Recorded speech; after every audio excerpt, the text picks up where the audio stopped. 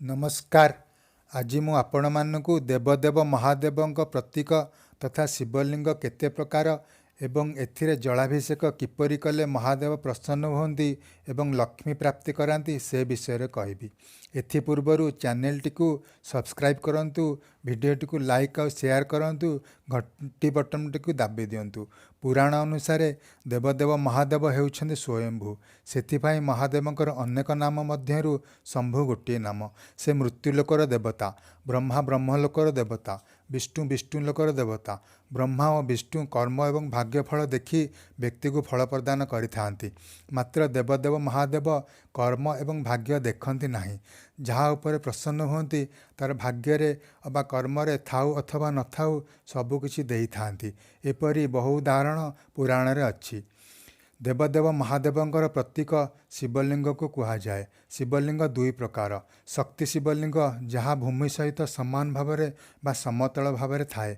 एथिरे जलाभिषेक तले बसी करागले महादेव प्रसन्न होती एवं धन जन गोप लक्ष्मी प्राप्ति करे थांती। एथिरे शिवलिंग जेते उच्चा होइथिले मध्य जेउ पर्यंत हाथ पाइब सेठो जलाभिषेक कले चलिब।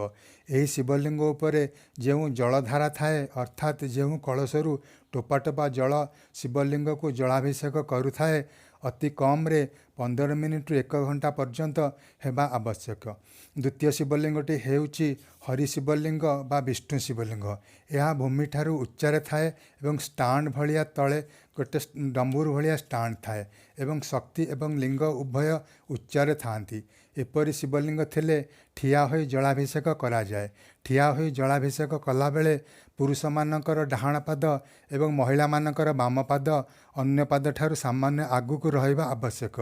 एपरि जलाभिषेक कले धन वृद्धि होइथाए। एही शिवलिंग उपरे जो जलधारा थाए ताहा अति कम रे 2 घंटा 3 घंटा पर्यंत निहाती हेबा आवश्यक।